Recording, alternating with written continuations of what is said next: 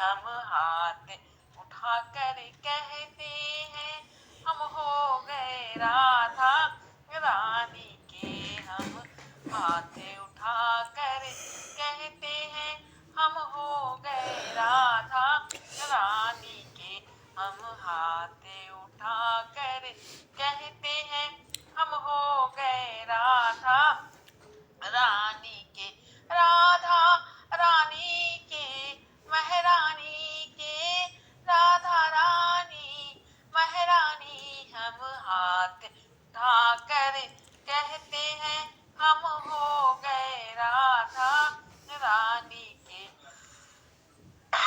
हम हाथ उठाकर कहते हैं हम हो गए राधा रानी के। हम हाथ उठाकर कहते हैं हम हो गए राधा रानी के। हम हो गए राधा रानी के वृंदावन की महारानी के। हम हो गए राधा रानी के वृंदावन की महारानी के। हम हाथ उठाकर कहते हैं हम हो गए राधा रानी के। हम हाथ उठाकर कहते हैं हम हो गए राधा रानी के। हम हाथ उठाकर कहते हैं हम हो गए राधा रानी के। बोलो राधा रानी सरकार की जय। वृंदावन बिहारी लाल की जय।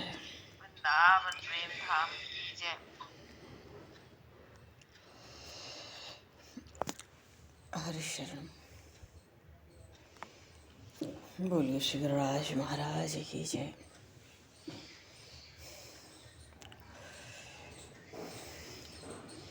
श्याम राजा सरकार की जय। श्री गौरी शंकर भगवान की जय।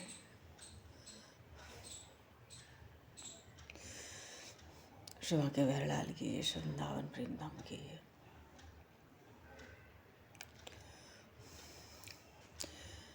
सब संतन की जय, सब भक्तन की जय, समस्त वैष्णवन की जय, सदगुरुदेव भगवान की जय, समस्त विप्रन की जय, समस्त ब्रजवासन की जय, गंगा मैया की जय, जमुना मैया की जय, सरजू मैया की जय, गौ माता की जय, तुलसी माता की जय, पृथ्वी माता की जय, काशी महारानी की जय। जय जय श्री सीताराम। जय जय श्री राधे श्याम। नमः पार्वती पते। हर हर महादेव।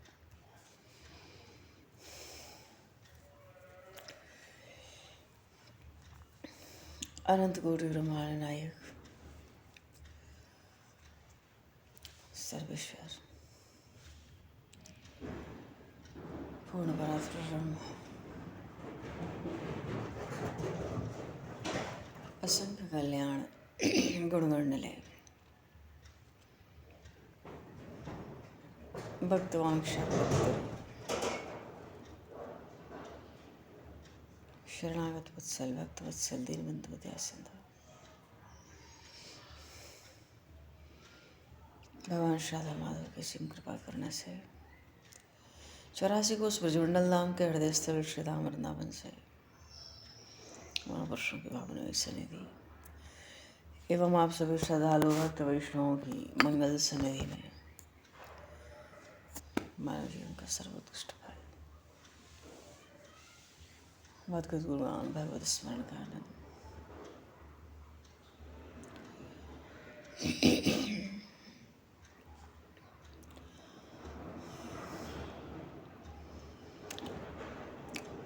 हम सभी भगवान श्री कृष्ण की मधुर वाले लीलाओं के माध्यम से प्राप्त करने जा रहे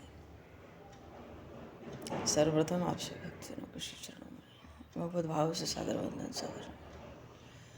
आप सभी को यथायोग्य जय श्री जय जय श्री राधे हरि शरणम जय श्री।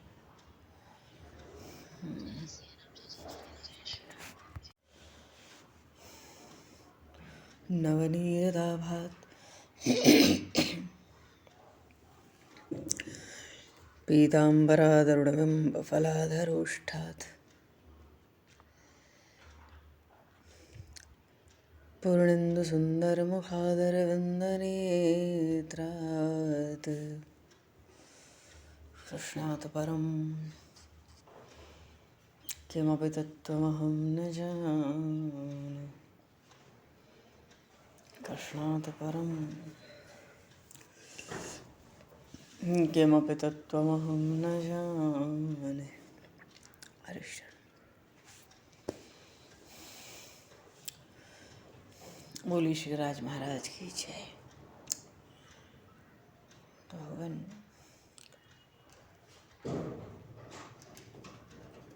ब्रजवासियों ने उन नंदनंदन के हाथों से ही गिरिराज जी का पूजन संपन्न कराया। मानो उन गोवर्धन नाथ को कन्हैया लाल के हाथों से ही तिलक कराया। और ठीक भी है, क्योंकि इन्होंने ही तो इन गिरिराज महाराज के दर्शन कराए। तो पूजन हुआ तो ब्रजवासियों ने खूब घंटनाद शंखनाद किए और कन्हैया ने उन शंखनाद घंटनाद के बीच में तिलक किया। चारों ओर जय जयकार हो रही है। श्री गिरिराज महाराज की जय। अच्छा, कोई कोई ब्रजवासी सोचते थे अक्षत चढ़ाओ, पर कन्हैयालाल मना करते। भाई दूसरे देवताओं को अक्षत चढ़ाते हो ठीक है, पर ये तो देवों के देव हैं, तुम इन पर अक्षत चढ़ाओगे तो मेरे ठाकुर जी को कष्ट होगा। आँख कान में पड़ जाए तो, माथे में चोट लग जाए तो कितना कष्ट होगा। बड़े प्रेमालु हैं ये गिरिराज, बड़े सहन करने वाले हैं, तो तुमको भी सावधान रहना चाहिए पूजा में। देखो, कन्हैया के गले में मोती की कंठियां थी।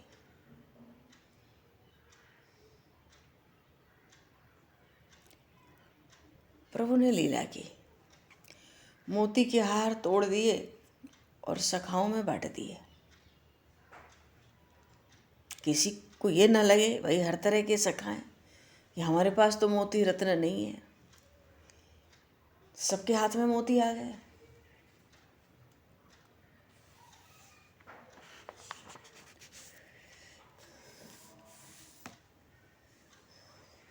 कितने तो बहुत प्रसन्न थे, हमारे घर में कोई रत्न मोती थोड़े ही है, तो अपनी कंठी बनाने के लिए ये मोती घर ले जाओ। पर प्रभु ने तो दिया गिरिराज जी को अर्पित करने को। बढ़िया चीज भगवान को अर्पित होनी चाहिए। प्रभु ने समझाया। गोप सखा कहते हैं हम भी ठाकुर जी पे तुम्हारे चढ़ाएंगे ये मोती, ठीक है।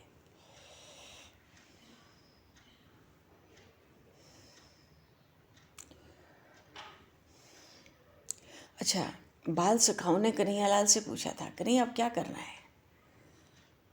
तो कन्हैया ने कहा था अब मेरे ठाकुर जी को भूख लगी है, भोजन की सामग्री सामने उपस्थित करो, तुलसी अर्पित करो। भगवान श्री कृष्ण की ये जो लीला है ये अत्यंत मधुर लीला है।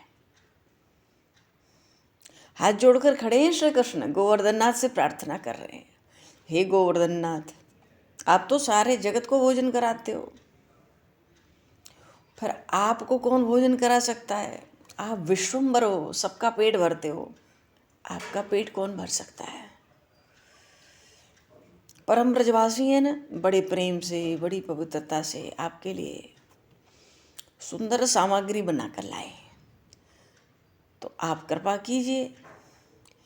सबकी भावना है कि आप भोजन ग्रहण करिए और हमको दर्शन दीजिए।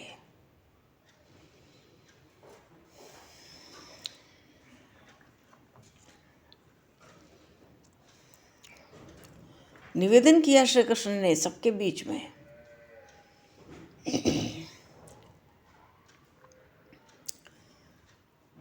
और चतुर्भुज स्वरूप से तो गिरिराज जी के शिखर पर खुद ही विराजमान है, गोवर्धन नाथ में प्रकट हो गए ये श्याम सुंदर। अब तो ये हालत हो गई, अपने हाथों से ही अपने चरण पड़ रहे हैं क्योंकि पूजा करने वाला वही, जिसकी पूजा हो रही है वो भी वही। और बड़े उत्साह में कन्हैयालाल नंद बाबा से कहते हैं, बाबा देखो ये जो मेरा ठाकुर है 4 हाथ वाला है, चारों हाथ दिखेंगे।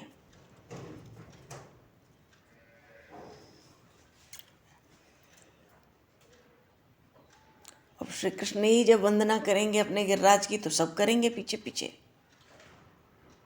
भोजन की प्रार्थना कर रहे हैं। तो गोवर्धन नाथ जी तो शिखर पर प्रकट हुए ना। और जो भोजन की सामग्री कहाँ रखी थी? तलहटी में, गिरिराज जी की तलहटी में नीचे। अब गोवर्धन नाथ शिखर से अपना हाथ बढ़ाते हैं, भोजन की टोकरियां उठाते हैं, प्रसन्न होकर पाते हैं। सब आश्चर्य, खुश हो जाते हैं। अरे लाला तेरा ठाकुर तो खूब खाए रहे हो है। एक के बाद एक टोकरी उठा उठा कर भोजन, सब दर्शन कर रहे हैं। छोटे छोटे बालक घबरा भी गए थे। अरे कन्हैया तेरा गोवर्धन नाथ तो न जाने कितने वर्षों का भूखा है। चलो, जब पूजन हो गया तो सबने कीर्तन किया। अच्छा, हम लोग श्रद्धा रखें। भगवान श्री कृष्ण बालकों से कहते हैं, अगर तुम लोग श्रद्धा रखो, मेरे ठाकुर जी जिस घर में भोजन करते हैं उसमें लक्ष्मी जी, अन्नपूर्णा जी भी पधारती हैं। तुम लोग अच्छी तरह दर्शन नहीं करते, बाईं और लक्ष्मी जी रहती हैं।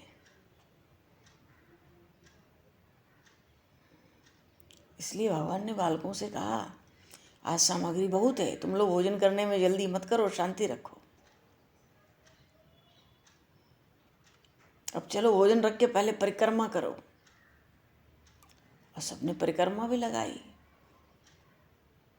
श्री कृष्ण गोविंद हरे मुरारे, हे नाथ नारायण वाल, कीर्तन करते हुए बड़ी आनंद में परिक्रमा। मार्ग में देखो राधा कुंड आता है, वहाँ की रज अत्यंत पवित्र कही गई है, पावन। पीछे गिरिराज जी की आरती, साधु ब्राह्मणों को प्रसाद, ब्रजवासियों को पंक्ति में बैठाकर भोजन करने की व्यवस्था, बालकृष्ण स्वयं परोसने लगे। और जब परोसते हैं ना, नंदनंदन सबको समझाते हैं, देखो ये प्रसाद देवों को भी दुर्लभ है, तुम सब प्रेम से प्रसाद लेना, जरा भी छोड़ना नहीं। क्यों? इसमें ठाकुर जी का मेरे अधरामृत टपका है, अधिक मीठा हो गया है। और वैसे भी जो प्रसाद का अपमान करता है उसको पाप ही लगता है। थाली में पत्तल में जरा भी प्रसाद नहीं छोड़ना चाहिए। अब सब ज़्यादातर बालक तो कन्हैया को अपना मित्र मानते हैं। कहते हैं, कन्हैया देख तू हमें कुछ ज़्यादा ही उपदेश देता है, यदि हम कुछ प्रसाद छोड़ दें तो क्या होगा? कन्हैया ने कहा छोड़ना नहीं तो ये गोवर्धन रात को सपने में आएंगे, तुझे डंडे से मारेंगे। क्यों? प्रसाद का अपमान ठाकुर जी का अपमान है। और थाली में पत्तल में भोजन छोड़ने जैसा तो कोई पाप ही नहीं है।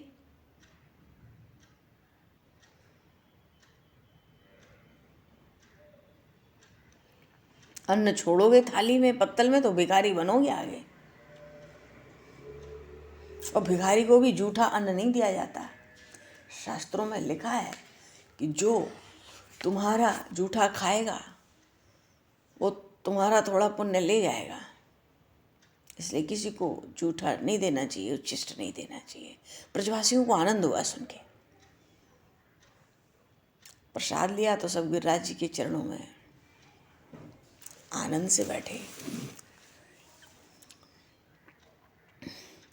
अच्छा, प्रसंग था गुरु में, स्मरण हुआ। अजया जी थी, नन्ही सी हैं, तोक से केवल 2 महीने बड़ी है। और गिरिराज महाराज को बड़े आनंद से भर के कि तो खाने वाला ठाकुर है, सामने ही सामने खा रहा है 4 हाथ से, 1000 हाथ से, तो हम भी एक बढ़िया बड़ा सा लड्डू ले जाएं। मोदक ले गई। तो गिरिराज ने स्वीकार किया और प्रसाद में एक मोदक भी दिया। और जब श्री राधा रानी ने फोड़ा तो कुंडल निकले, वो अजिया को धारण करा दी। अजिया बड़ी प्रसन्न, इतनी प्रसन्न कि गिरिराज जी से मनौती मांगने लगी कि मेरे भाई का ब्याह हो गया तो मैं फिर से आपका उत्सव करवाऊं।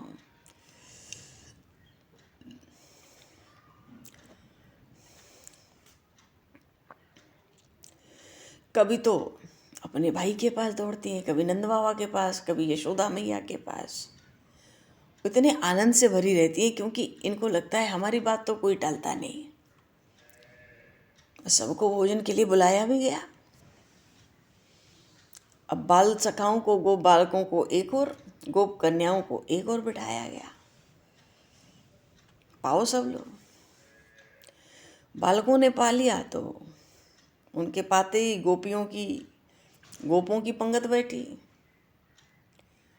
तो कन्हैयालाल जोर से अपने सखाओं को पुकारते हो, कहते हैं अब तो इस पंगत को हम लोग प्रसाद पवाएंगे, हम सब दौड़ दौड़ के परसेंगे। तो हम सब सखा गोपों को परसेंगे और जो गोप कन्याएं हैं छोटी छोटी, ये गोपियों को खवाएंगी। अब अजया को भी अवसर मिल गया, भाई का आदेश है, कोई टालेगा नहीं। बड़ी बड़ी गोपियों को खवाएंगे। इतना आनंद हो गया परसने में। अजया जी को कोई अगर ना करता ना कि भाई और नहीं देना, तो उसकी पत्तल में एक मोदक या एक मालपुआ तो डाल ही देती मना करने पर भी। इतना आनंद हो रहा है, पहली बार इतना सुख मिला है परसने का। अब वहाँ कीर्ति मैया भी बैठी है, यशोदा मैया भी, नंदरानी भी बैठी है, रोहिणी मैया भी बैठी है, सब बैठी हैं बड़ी बूढ़ी, सब गोपियाँ हैं। और फिर ऐसा समय दोबारा मिलना था क्या अजया जी को, इतना परस परस के सबको प्रसाद पवाने का। तो बहुत आनंद हुआ। और जब भोजन समाप्त हुआ, प्रसादी हुई पूरी, झटपट सब छकड़े में बैठ गई।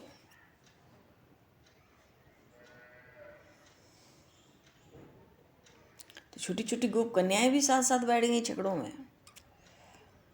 पर श्री राधा रानी ने इन अजया को अपने साथ बिठा लिया। सब गोप बालक भी छकड़ों में बैठे। गोप पैदल चलने लगे परिक्रमा के लिए, गोपियां गाने लगी। तो अजया जी ने श्री जी से कहा, राधा हम सब भी गाएं तो बहुत आनंद आएगा। पर इनके मन में है राधा तो मेरी बात मान लेती है, और बरसाने में जितनी सखियां हैं इनको अभी से अजया जी को ननद रानी कह के पुकारने लगी। ये बड़ी प्रसन्न है अपने हृदय में। और जब परिक्रमा है रही थी गिरिराज जी की,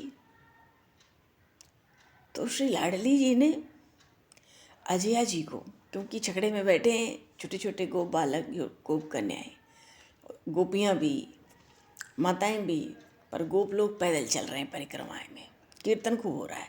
तो उस कीर्तन के समय, गिरिराज जी महाराज की परिक्रमा के समय, अब श्री राधा रानी ने तो अजया को अपने पास बिठाया ही था। तो जो मार्ग में चल रहे थे कि परिक्रमा में, तो श्री जी ने अजया से कहा, अजया देख, जो तेरे भैया है ना श्याम सुंदर, नीलमणि, उनके गुणगान करने के कई गीत तुझे मैं सिखा देती हूँ। कैसे सिखाया? प्रभु के गुणगान का गीत कीर्तन श्री जी ने गा गा कर परिक्रमा के मार्ग में अजया जी को सुनाया। बोली श्री जुगल सरकार की जय। और 7 कोस की परिक्रमा अजया जी को तो लगता है ऐसे पूरी है गई, ऐसे पूरी हो गई मानो 7 पग ही चले हों। बोली श्री राज महाराज की जय। हम लोग भी लगाएंगे गिरिराज जी की परिक्रमा। पर अभी देखो प्रसंग थोड़ा अच्छा। परिक्रमा पूरी हो रही है, करते करते पूरी कहाँ हुई परिक्रमा, अभी तो पूरी करते करते पहुँच ही रहे थे कि आकाश में मेघ उठने लगे थे, तो बादल आने लगे तेजी से, तो छकड़ों को हाँक दिया गया। सब घर आ गए अपने अपने। पर अजया जी के हृदय में जो आनंद है, उनको तो लगता है इतने आनंद का उत्सव तो हमारे ब्रज में भी कभी किसी ने इससे पहले न तो देखा होगा, न सुना होगा, न सोचा होगा।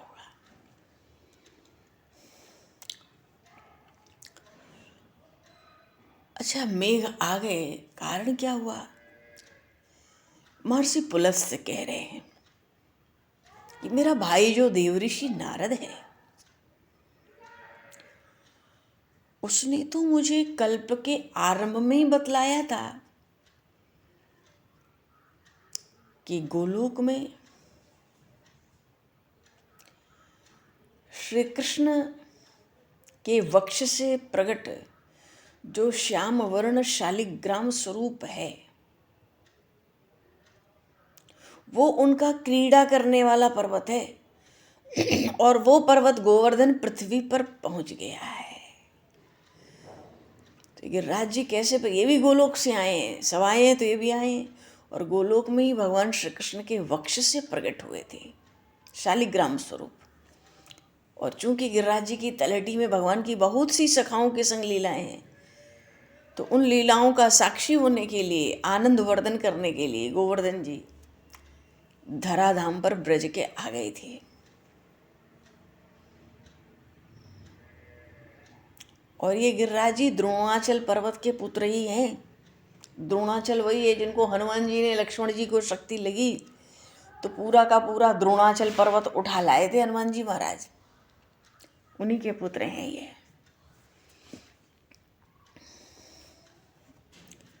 और महर्षि पुलस्त्य सहज भाव से भगवान शशांक शेखर उन विश्वनाथ के सेवक है, और उनका धाम तो कैलाश पर्वत है। पर काशी वाराणसी उनकी बड़ी प्रियपुरी है, वहां कोई पर्वत तो है ही नहीं।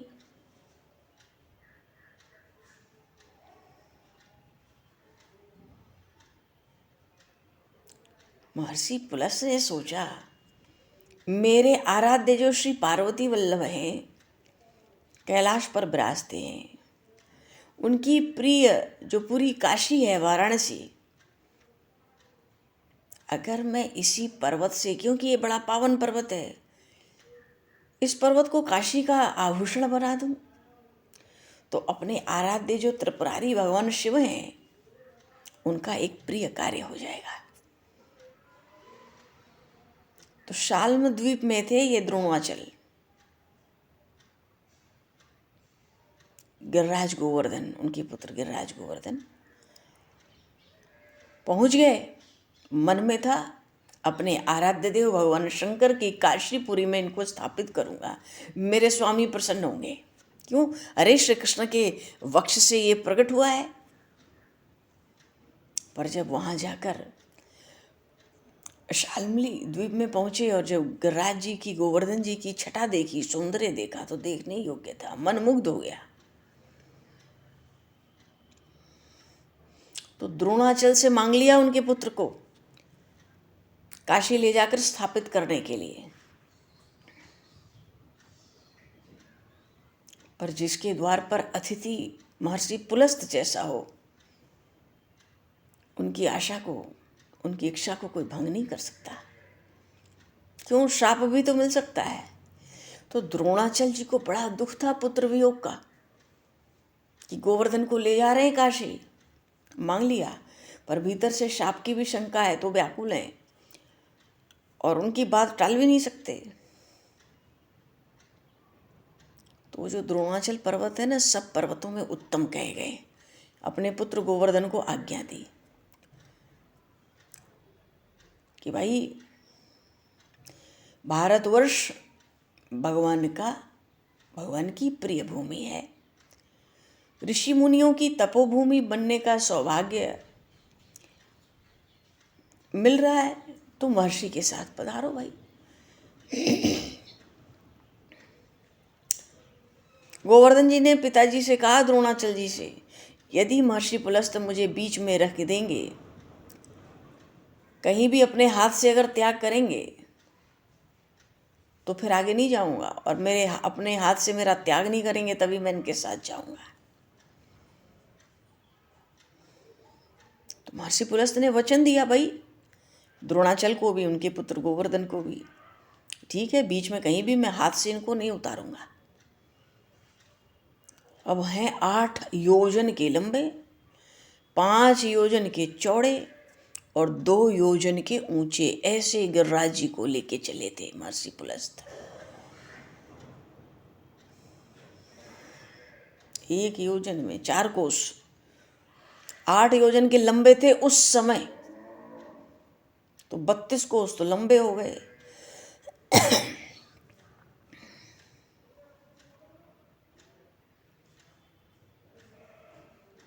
और 20 कोस के तो चौड़े हो गए और 2 8 कोस के ऊंचे। और बड़े आदरपूर्वक अपने दाहिने हाथ पे उठा के चल पड़े महर्षि पुलस्त। पर इतना पुत्र का वियोग था द्रोणाचल पर्वत को, पीछे पीछे वो भी भारतवर्ष की जो उत्तरी सीमा है हिमालय, वहां तक। चलो, अब जब कैलाश पर्वत के पास में पहुंचे तो महर्षि पुलस्त तो भूल गए कि हमने क्या वचन दिया था। तो गोवर्धन को उठाकर हाथ से उतार के अलकनंदा का जो स्थान है वहाँ स्नान किया, और अपने आराध्य उन गंगाधर आशुतोष भगवान के चरणों में सोचे प्रणाम करो चल के भाई।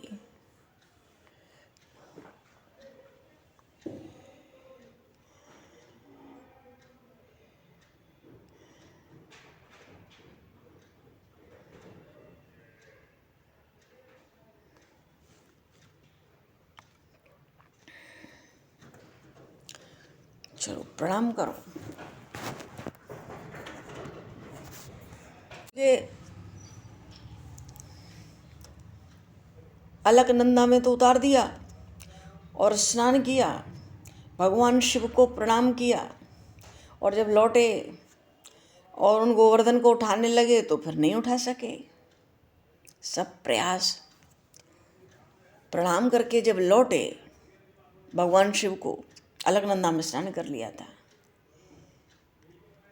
कि सोचे अब इनको उठाओ गोवर्धन को फिर, पर अब तो सारा प्रयास सब कुछ निष्फल हो गया।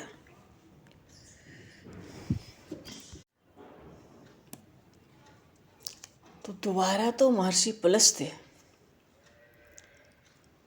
कितना भी प्रयत्न किए उन गिर गोवर्धन को उठा नहीं सके अपने हाथ पर। तो क्रोध में आ गए, श्राप दे दिया महर्षि पुलस्त ने गिर गोवर्धन को। क्या? तू प्रतिदिन तिल के बराबर क्षीण होता जाएगा,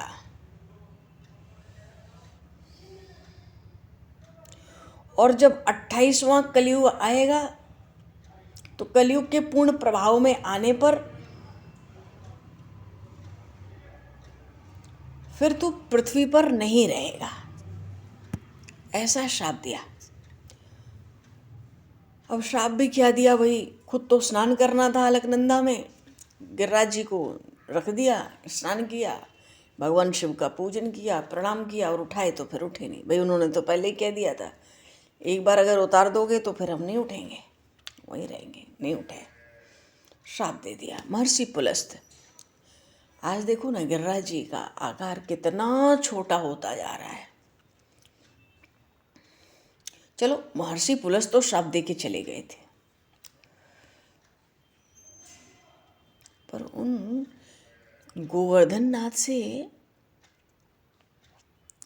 गिरिराज महाराज से महर्षि पुलस्त का जो भीतर का स्नेह था ना, वो कम नहीं हुआ था।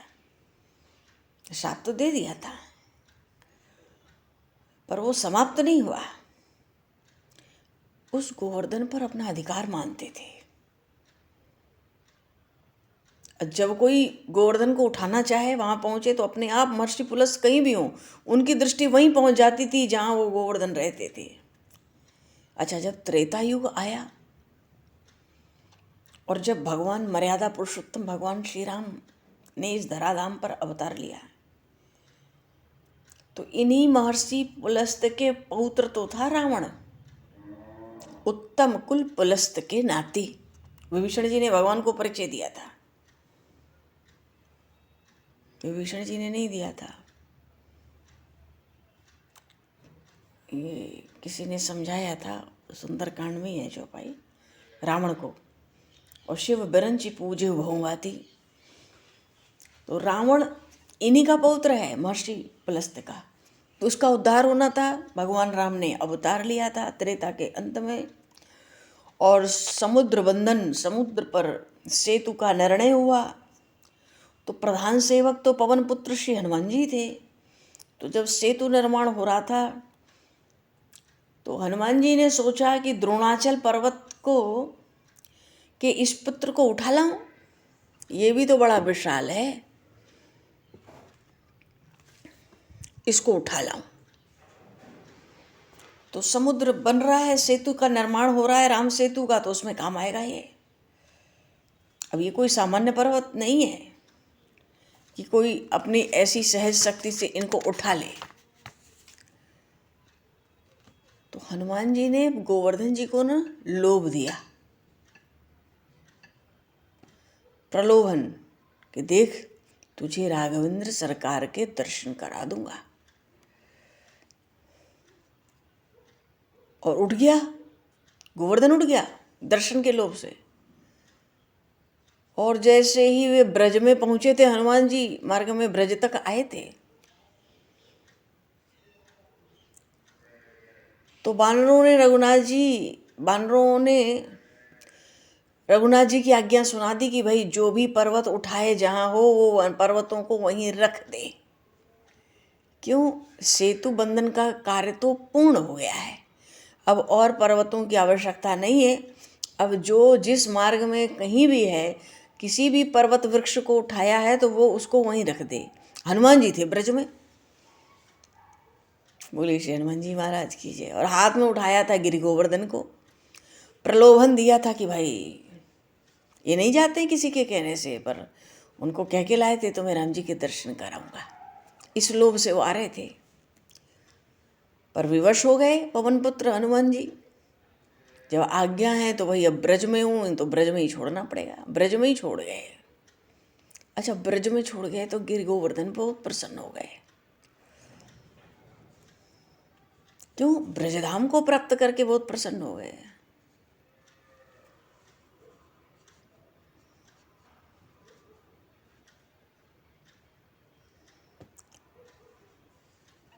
पर महर्षि पुलस्त का अधिकार क्या था? अधिकार नहीं था, उस गोवर्धन पर मोह था कुछ। अब वो भी समाप्त हो गया। क्यों? ब्रज में पहुंच गए गोवर्धन। पर गोवर्धन पर मोह था तो क्या, महर्षि पुलस्त को इतना सुंदर दर्शन, तो इतना दृश्य, दिव्य दृश्य का दर्शन करने को भी तो मिला। पर आज महर्षि पुलस्त देख रहे हैं, अरे ब्रज के गोपों ने तो इंद्र की अवज्ञा की है। अवज्ञा नहीं है, अरे इंद्र की ध्वजा, ब्रजराज नंदराय जी ने खंभा गाड़ा, उसमें ध्वजा लगाई, पूजन किया, आवाहन किया इंद्र का, और जो प्राथमिक पूजन होता है वो भी कर दिया था। महर्षि पुलस्त देखते हैं, उसके बाद किसी ने बेचारे इस देवराज इंद्र को पूछा तक नहीं ब्रज में।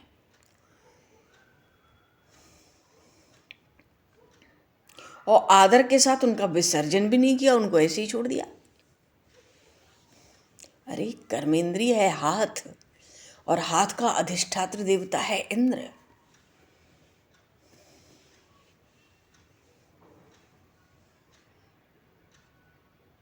तो भैया अब देवराज तो तुम उनके लिए हो ना जो कर्म के आश्रित हैं और भोग भोगते हैं,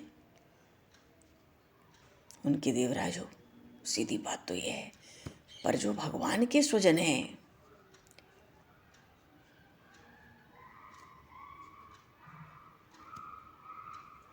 जो ब्रज में बुलाए गए, अब उनके आगे देवराज इंद्र क्या है? वहां साक्षात परमात्मा क्रीड़ा कर रहे हैं। पर जब यज्ञ के में घी की सुगंध नहीं आई तो थोड़ा क्रोध तो आया देवराज इंद्र को।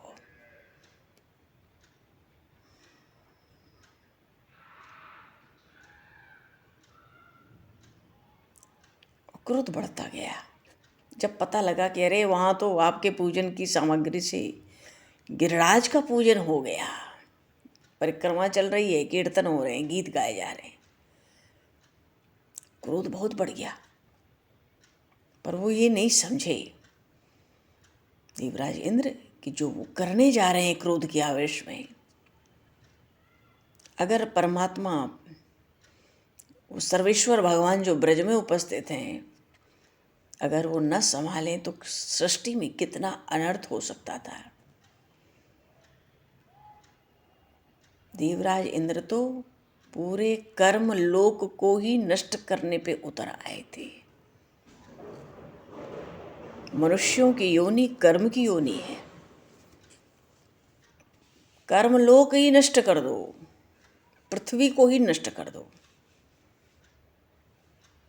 पर पूरा कर्म लोक, अरे भारतवर्ष की भूमि नष्ट हो जाती तो यज्ञ करते जो महर्षि पुलस्त के भी वंशज हैं असुर देवता, फिर इनको भी कौन आहुति देता यज्ञों में? ये कैसे जीते? भूखों मर जाते। इतना भी सोच नहीं पाए देवराज इंद्र। क्रोध में आकर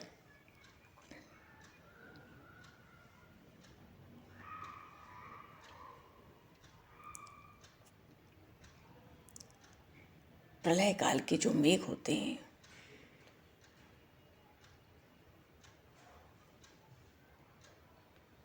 उनको उनके बंधन से उन्मुक्त कर दिया।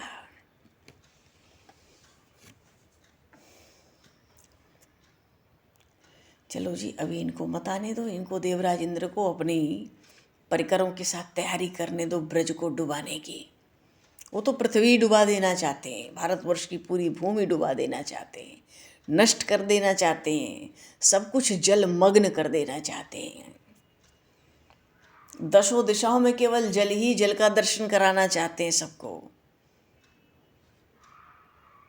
तो इनको इनकी तैयारी आज करने दिया जाए और समय को दृष्टिगत करते हुए अब आज यहीं पर वाणी को विराम दिया जाए और वाक्य पुष्पांजलि प्रभु के श्री चरणों में सादर समर्पित। आप सभी को भी यथा योग्य है।